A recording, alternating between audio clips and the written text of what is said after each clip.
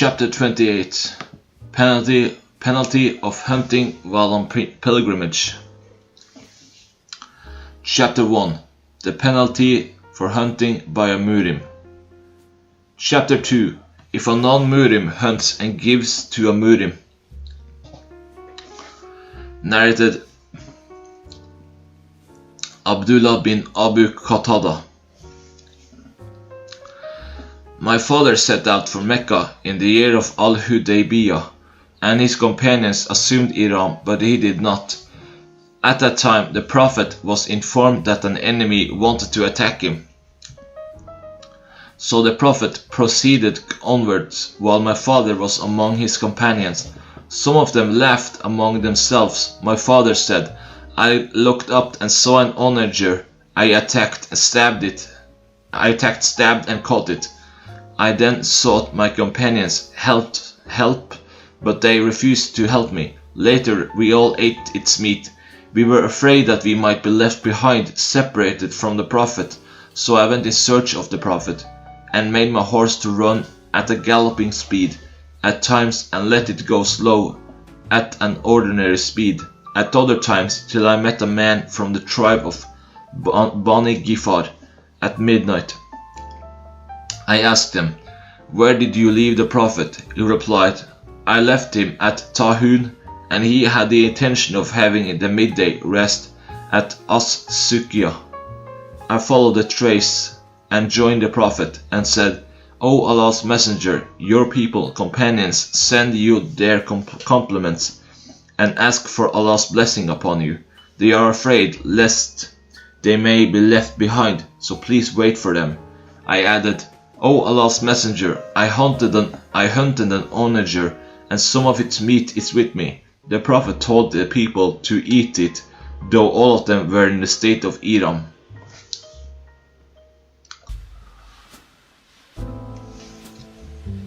Chapter 3. If the Murim saw game and laughed and non-Murim understood, they are allowed to eat the game. Narrated Abdullah bin Abu Qatada, that his father said, We proceeded with the Prophet in the year of Al-Hudaybiyah, and his companions assumed Ihram, but I did not. We were informed that some enemies were at Gaika, and so we went on towards them. My companions saw an onager, and some of them started laughing among themselves. I looked and saw it. I chased it with my horse, and stabbed and caught it. I wanted some help from my companions, but they refused. I slaughtered it all alone. We all ate from it, its meat. Then I followed Allah's Messenger, lest we should be left behind. At times I urged my horse to run at a galloping speed, and at other times at an ordinary slow speed. On the way, I met a man from the tribe of Bani Gifar at midnight. I asked him where he had left Allah's Messenger. The man replied that he had left the Prophet at a place called Tahun, and he had the intention of having the midday rest at As-Suqiyah. So I followed Allah's Messenger till I reached him and said, O Allah's Messenger, I have been sent by my companions, who send you their greetings and compliments and ask for Allah's mercy and blessing upon you. They were afraid lest the enemy might intervene between you and them, so please wait for them. So he did. Then I said, O Allah's Messenger, we have hunted an onager and have some of it, its meat, left over. Allah's Messenger told his companions to eat the meat, although all of them were in a state of Ihram. Chapter 4. A Murim should not help a non-Murim in the hunting of a game. Narrated Abu Qatada. We were in the company of the Prophet at a place called Al-Qaha, which is at a distance of 3 stages of journey from Medina. Abu Qatada narrated through another group of narrators. We were in the company of the Prophet at a place called Al-Qaha, and some of us had assumed Ihram while the others had not. I noticed that some of my companions were watching something, so I looked up and saw an onager. I rode my horse and took the spear and whip, but my whip fell down, and I asked them to pick it up for me, but they said, "We will not help you by any means, as we are in a state of Iram." So I picked up the whip myself and attacked the onager from behind a hillock and slaughtered it and brought it to my companions. Some of them said, "Eat it," while some others said, "Do not eat it." So I went to the prophet who was ahead of us and asked him about it. He replied, "Eat it as it is halal. Yeah, it is legal to eat it." Chapter 5. A Murim should not point at a game. Narrated Abdullah bin Abu Qatada. That his father had told him that Allah's messenger set out for Hajj, and so did his companions. He sent a batch of his companions by another route, and Abu Qatada was one of them. The Prophet said to them, "Proceed along the seashore till we meet all together." So they took the route of the seashore, and when they started, all of them assumed Ihram except Abu Qatada. While they were proceeding on, his companions saw a group of onagers. Abu Qatada chased the onagers and attacked and wounded a she-onager. They got down and ate some of its meat and said to each other, "How do we eat the meat of the game while we are in a state of Ihram?" So they carried the rest of the she-onager's meat, and when they met Allah's messenger, they asked, saying, "O Allah's messenger, we assumed Ihram with the exception of Abu Qatada, and we saw a group of onagers." Abu Qatada attacked them and wounded a she-onager from them. Then we got down and ate from its meat. Later we said to each other, "How do we eat the meat of the game and we are in the state of Ihram?" So we carried the rest of its meat. The Prophet asked, "Did any one of you order Abu Qatada to attack it or point at it?" They replied in a negative. He said, "Then eat what is left of its meat." Chapter 6. If a person gave onager to a murim, then he should not accept it. Narrated Abdullah bin Abbas. From As-Sab bin Jatama al-Laiti that the latter presented an onager to Allah's messenger while he was at Al-Abwa or at Wadan, and he refused it. On noticing the signs of some unpleasant feeling of disappointment on his As-Sab's face, the Prophet said to him, "I have only returned it because I am Murim." Chapter 7. What kind of animals can be killed by a Murim? Narrated Abdullah bin Umar. Allah's messenger said, "It is not sinful of a Murim to kill 5 kinds of animals." One of the wives of the Prophet narrated, the Prophet said, "A Murim can kill 5 kinds of animals." Narrated Hafsa. Allah's messenger said, "It is not sinful of a Murim to kill 5 kinds of animals, namely the crow, the kite, the mouse, the scorpion, and the rabid dog." Narrated Aisha. Allah's messenger said, 5 kinds of animals are harmful and could be killed in the Haram sanctuary. These are the crow, the kite, the scorpion, the mouse, and the rabid dog. Narrated Abdullah. While we were in the company of the Prophet in a cave at Mina, when Surat wal Mursalat were revealed, and he recited it, and I heard it directly from his mouth. As soon as he recited its revelation, suddenly a snake sprang at us, and the Prophet said, "Order us, kill it." We ran to kill it, but it escaped quickly. The Prophet said, "It has escaped your evil, and you too have escaped its evil." Narrated Aisha, the wife of the Prophet. Allah's messenger called the salamander a bad animal, but I did not hear him ordering it to be killed. Chapter 8. It is not permissible to cut the trees of the haram. Narrated Sa'id bin Abu Sa'id al-Makburi. Abu Shuraih al-Adawi said that he had said to Amr bin Sa'id when he was sending the troops to Mecca to fight Abdullah bin As-Zubayr, "O chief, allow me to tell you what Allah's messenger said on the day following the conquest of Mecca. My ears heard that and my heart understood it thoroughly, and I saw with my own eyes the Prophet when he, after glorifying and praising Allah, started saying, Allah, not the people, made Mecca a sanctuary. So anybody who has belief in Allah and the last day should neither shed blood in it, nor should he cut down its trees.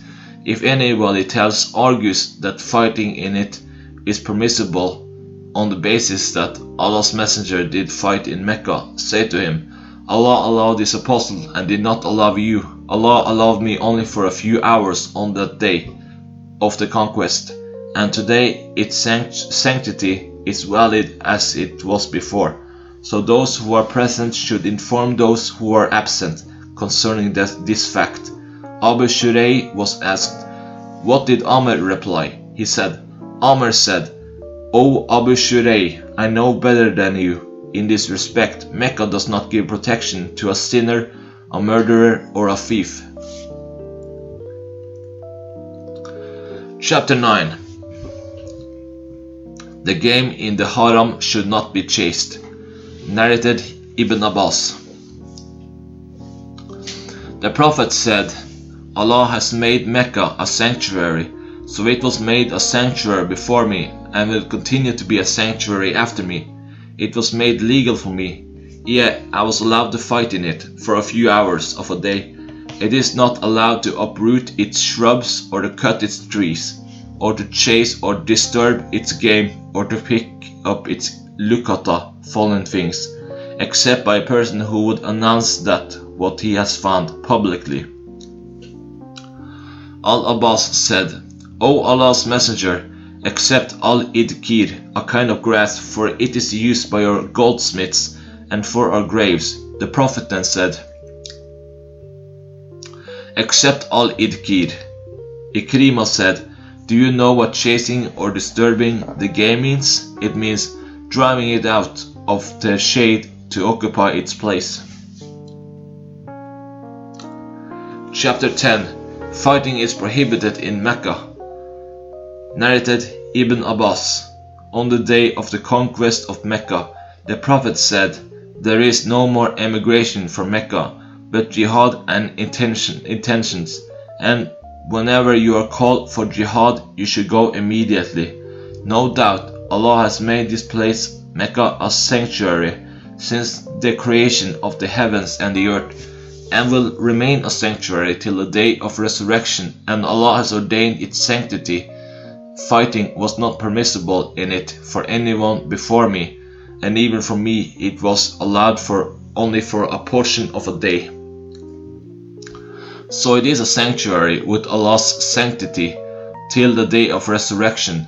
Its thorns should not be uprooted, and its game should not be chased, and its lukata, fallen things, should not be picked up except by one who would announce that publicly, and its vegetation, grass, etc. should not be cut." Al-Abbas said, "O Allah's messenger, accept al-idkir, for it is used by their blacksmiths and for their domestic purposes." So the Prophet said, "Accept al-idkir." Chapter 11. Cupping for a Murim. Narrated Ibn Abbas. Allah's messenger was cupped while he was in a state of ihram. Narrated Ibn Buhayna. The Prophet, while in the state of ihram, was cupped at the middle of his head at Liha Jamal. Chapter 12. The marrying of Murim. Narrated Ibn Abbas. The Prophet married Maimuna while he was in the state of Iram. Only ceremonies of marriage were held. Chapter 13. What is forbidden for a murim as regards perfumes. Narrated Abdullah bin Umar. A person stood up and asked, O Allah's Apostle, what clothes may be worn in a state of Iram? The Prophet replied, do not wear a shirt or trousers or any headgear, e.g. a turban or a hooded cloak. But if somebody has no shoes, he can wear leather stockings, provided they are cut short of the ankles, and also do not wear anything perfumed with wars or saffron. And the murima, a woman in the state of Iram, should not cover her face or wear gloves.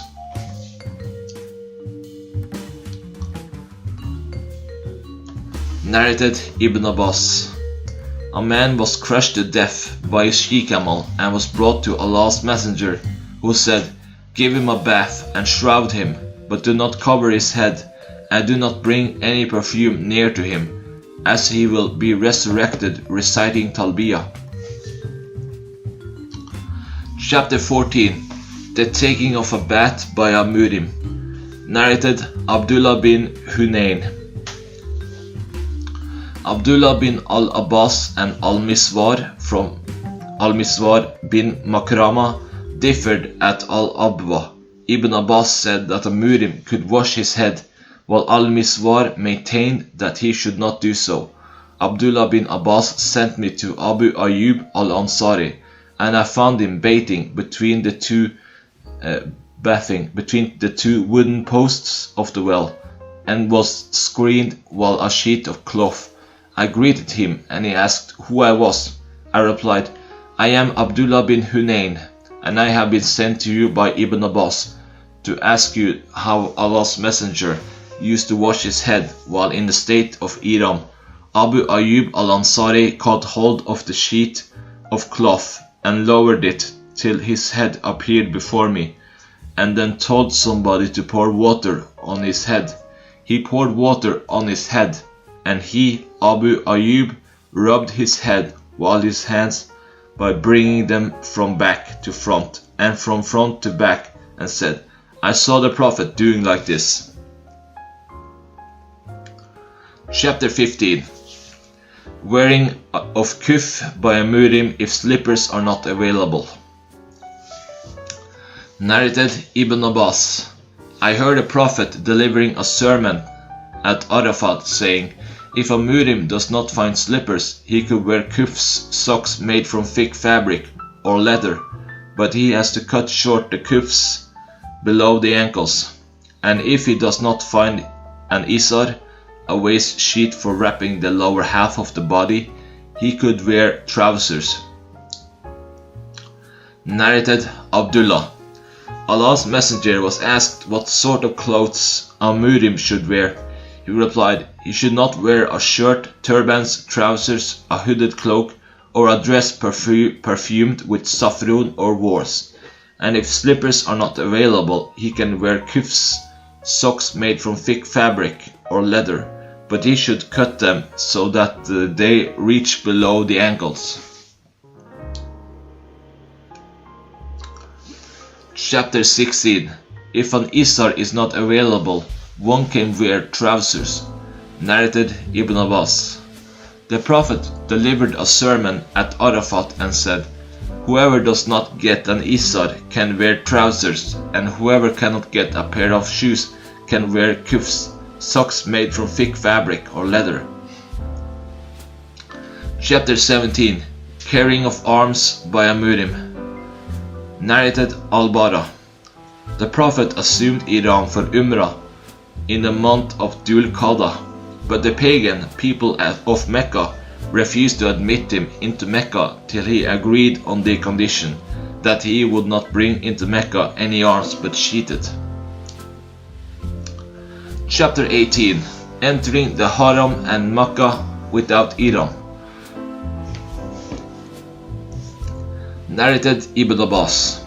The Prophet fixed Dhul Hulayfa and the Miqat, the place for assuming Ihram for the people of Medina, and Qaran al-Manasil for the people of Najd, and Yalamlam for the people of Yemen. These Mawaqit are for those people, and also for those who come through these Mawaqit from places older than the above mentioned, with the intention of performing Hajj and Umrah, and those living inside these Mawaqit can assume Ihram from the place where they start. Even the people of Mecca can assume Ihram from Mecca. Narrated Anas bin Malik. Allah's Messenger entered Mecca in the year of its conquest, wearing an Arabian helmet on his head, and when the Prophet took it off, a person came and said, Ibn Qattal is holding the covering of the Kaaba, taking refuge in the Kaaba. The Prophet said, kill him.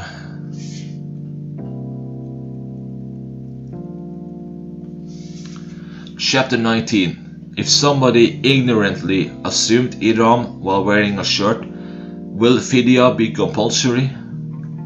Narrated Yali. While I was with Allah's Messenger, there came to him a man wearing a cloak, having a trace of yellowish perfume or a similar thing on it. Umar used to say to me, would you like to see the Prophet at the time when he is inspired divinely? So it happened that he was inspired then, and when the inspiration was over, the Prophet said to that man, do in your Umrah the same as you do in your Hajj. A man bit the hand of another man, but in that process the latter broke one incisor tooth of the former, and the Prophet forgave the latter. Chapter 20. Amurim died at Arafat, and the Prophet did not order anybody to finish the remaining ceremonies of Hajj on his behalf. Narrated Ibn Abbas. While a man was standing with the Prophet at Arafat, he fell from his mount and his neck was crushed by it. The Prophet said, wash the deceased with water and cider, and shroud him in 2 pieces of cloth, and neither perfume him nor cover his head, for Allah will resurrect him on the day of resurrection, and he will be reciting Talbiyah. Narrated Ibn Abbas. While a man was standing with the Prophet at Arafat, he fell from his mount, and his neck was crushed by it. The Prophet said, wash the deceased with water and cider, and shroud him in 2 pieces of cloth, and neither perfume him nor cover his head, for Allah will resurrect him on the day of resurrection, and he will be reciting Talbiyah. Chapter 21. The legal way of burying a dead Murim. Narrated Ibn Abbas. A man was in the company of the Prophet, and his she-camel crushed his neck while he was in a state of Ihram, and he died. Allah's Messenger said, wash him with water and cider, and shroud him in his 2 garments. Neither perfume him nor cover his head, for he will be resurrected on the day of resurrection, reciting Talbiyah. Chapter 22. To perform Hajj on behalf of a dead person, a man can perform Hajj on behalf of a woman. Narrated Ibn Abbas. A woman from the tribe of Juhayna came to the Prophet and said, my mother had vowed to perform Hajj, but she died before performing it. May I perform Hajj on my mother's behalf? The Prophet replied, perform Hajj on her behalf. Had there been a debt on your mother, would you have paid it or not? So pay Allah's debt, as he has more right to be paid. Chapter 23. Performing Hajj for a person who cannot sit firmly on the mount. Narrated Ibn Abbas. A woman from the tribe of Qatam came in the year of Hajjat al-Wada of the Prophet and said, O Allah's Messenger, my father has come under Allah's obligation of performing Hajj, but he is a very old man and cannot sit properly on his mount. Will the obligation be fulfilled if I perform Hajj on his behalf? The Prophet replied in the affirmative.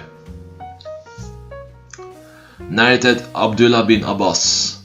Al-Fadl was riding behind the Prophet, and a woman from the tribe of Khatam came up. Al-Fadl started looking at her, and she looked at him. The Prophet turned Al-Fadl's face to the other side. She said, "My father has come under Allah's obligation of performing Hajj, but he is a very old man and cannot sit properly on his mount. Shall I perform Hajj on his behalf?" The Prophet replied in the affirmative. That happened during Hajjat al-Wada of the Prophet. Chapter 24. Performing Hajj by a woman on behalf of a man. Narrated Abdullah bin Abbas Rah.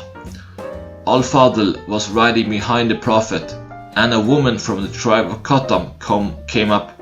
Al-Fadl started looking at her, and she looked at him. The Prophet turned Al-Fadl's face to the other side.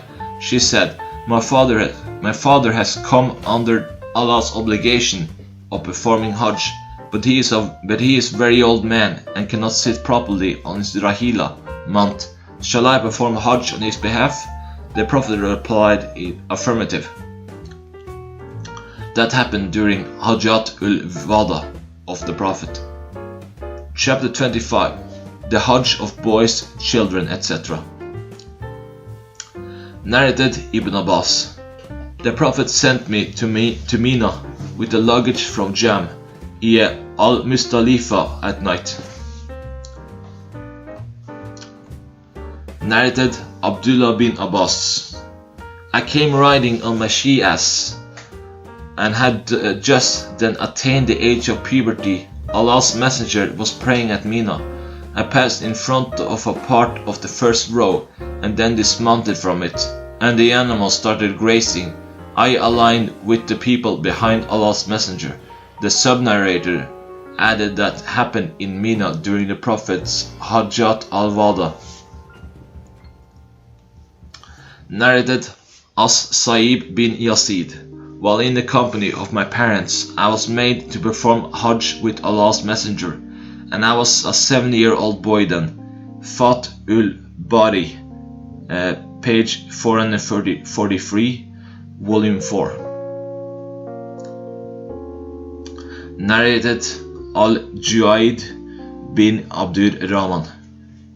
I heard Umar bin Abdul Aziz telling about As-Sa'ib bin Yazid that he had performed Hajj while carried with the belongings of the Prophet.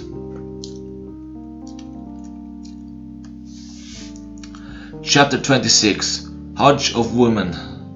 Narrated Ibrahim's grandfather that Umar Ra in his last Hajj allowed the wives of the Prophet to perform Hajj, and he sent with them Uthman bin Affan Ra and Abdur Rahman bin Auf Ra as escorts. Narrated Aisha, mother of the faithful believers. I said, O Allah's Messenger, shouldn't we participate in holy battles and jihad along with you? He replied, the best and the most superior jihad for women is Hajj, which is accepted by Allah. Aisha added, ever since I heard that from Allah's Messenger, I have determined not to miss Hajj. Narrated Ibn Abbas. The Prophet said, a woman should not travel except with a du mahram, her husband or a man with whom that woman cannot marry at all, according to the Islamic jurisprudence. And no man may visit her except in the presence of a du mahram. A man got up and said, O Allah's Messenger, I intend to go to such and such an army, and my wife wants to perform Hajj. The Prophet said to him, go along with her to Hajj. Narrated Ibn Abbas. When the Prophet returned after performing his Hajj, he asked Sinan al-Ansari, what did forbid you to perform Hajj? She replied, father of so and so, her husband had 2 camels, and he performed Hajj on one of them, and the second is used for the irrigation of our land. The Prophet said to her, perform Umrah in the month of Ramadan, as it is equivalent to Hajj or Hajj. with me in reward. Narrated Qasa, the slave of Ziyad.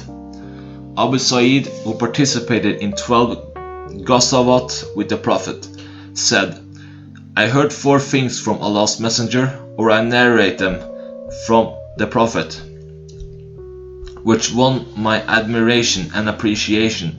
They are: 1. No lady should travel without her husband or without a du mahram for a 2 days journey. 2. No fasting is permissible on 2 days of Eid ul-Fitr and Eid al-Adha.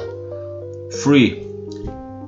No prayer may be offered after 2 prayers, after the Asr prayer till the sun sets and after the morning prayer till the sun rises. 4. Not to travel for visiting except for 3 mosques: Masjid al-Haram in Mecca, my mosque in Medina, and Masjid al-Aqsa in Jerusalem.